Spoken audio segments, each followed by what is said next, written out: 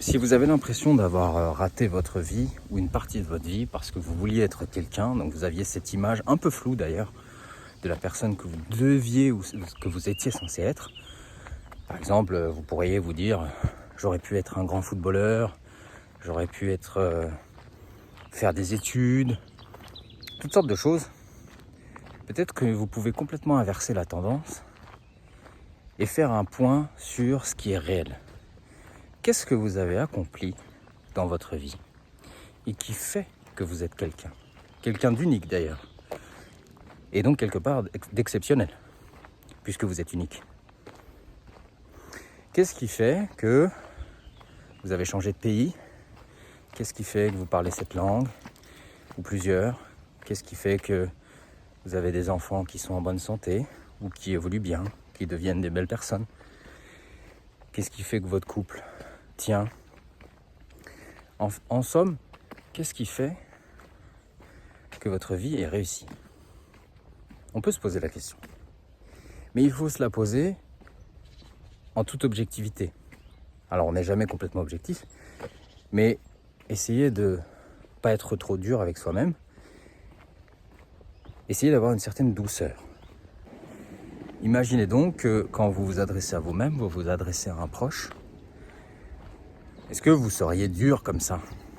À lui dire ouais, ta vie c'est pas terrible, hein. T'as tout raté en fait. D'ailleurs, si vous disiez à quelqu'un qu'il a tout raté, selon quels critères, selon quels éléments d'évaluation, qu'est-ce que ça veut dire en fait, rater sa vie?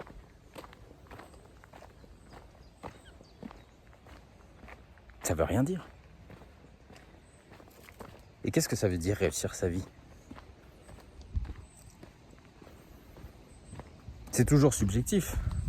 Ça va être par rapport à certaines attentes. Si on parle d'argent par exemple, à partir de combien de revenus mensuels ou de patrimoine pécunier peut-on dire qu'on a réussi sa vie? Peut-être que quelqu'un qui fait des millions mais qui en dépense aussi des millions et qui court paradoxalement après l'argent a plus raté sa vie financière qu'une personne qui vit aisément parce qu'elle a aussi des plaisirs simples et qu'elle a une certaine frugalité, sobriété. Ne croyez-vous pas? Hier, c'était le dernier match de Cristiano Ronaldo avec sa sélection. C'est quelqu'un qui a tout réussi dans le football, ou presque. Des ballons d'or, son passage au Real Madrid, et j'en passe. Hier, forcément, il était affecté. Donc loin de moi l'idée de dire que l'ambition est à fuir, que c'est un moteur dont nous devrions nous priver. Mais on voit bien que le fait qu'il ait voulu aller en finale et même gagner la Coupe du Monde, combien ça a été un coup terrible, puisqu'en plus c'est son dernier match. Donc on voit bien le danger. À quel moment on se dit c'est assez, je n'ai pas besoin d'aller chercher plus, de vouloir plus. L'humain a un défaut presque structurel qui est de toujours vouloir plus, de repousser les limites. Et en un sens, on me dira, c'est ce qui fait que notre espèce grandit et ce qui fait que nous allons toujours plus loin dans tous les domaines. Mais à quel moment on s'occupe de ce qui est vraiment important? Qu'est-ce qui est le plus important? Vouloir être quelqu'un, repousser les limites, ou être là, ici, être soi? On peut réussir sa vie sur un plan matériel, médiatique, même relationnel, et être un désastre, être pauvre à l'intérieur, se sentir complètement dépossédé de soi, parce qu'on a passé sa vie à penser au futur, à penser au prochain projet, à faire des plans, aller d'un plan à un autre, sans jamais vraiment être là. Ce qui est terrible chez les personnes qui sont les plus affectées par ça, c'est de se rendre compte que ils ont des regrets à la fin de leur vie, qu'ils n'ont pas su passer assez de temps avec leurs enfants, ou avec leurs anciens, avec leurs proches, leur dire qu'ils les aiment. Parce que pendant qu'on est occupé à vouloir être quelqu'un, on est très égocentré. Il n'y a que nous. Et j'ai envie de conclure cette vidéo qui pourrait être une vidéo très longue car il y a tellement de... C'est un sujet vaste et passionnant. Je dirais que le vrai moi, ce n'est pas ce quelqu'un. Le vrai moi, c'est le non-soi. C'est aller au-delà du masque d'identité qu'on s'est créé et qu'on porte comme ça, comme un fardeau parfois, qui est très lourd à porter, certaines fois, pour simplement se reconnecter à notre respiration, à cet oiseau qui chante, au fait qu'on ne manque de rien, qu'on a un toit, qu'on a de quoi manger, qu'on est en sécurité. Je parle de l'instant T. Je ne parle pas de la peur psychologique qui nous ramène toujours au futur ou au passé. Vous êtes déjà quelqu'un et vous êtes très bien comme vous êtes. Mais pour cela, il faut aller au-delà du mental, encore une fois. Même quelqu'un d'aussi ambitieux et d'aussi tenace que Cristiano Ronaldo doit s'arrêter. Même si on a l'impression qu'à 41 ans, il pourrait encore continuer, il va s'arrêter. Et c'est pas grave. On se renouvelle. On prend une pause aussi.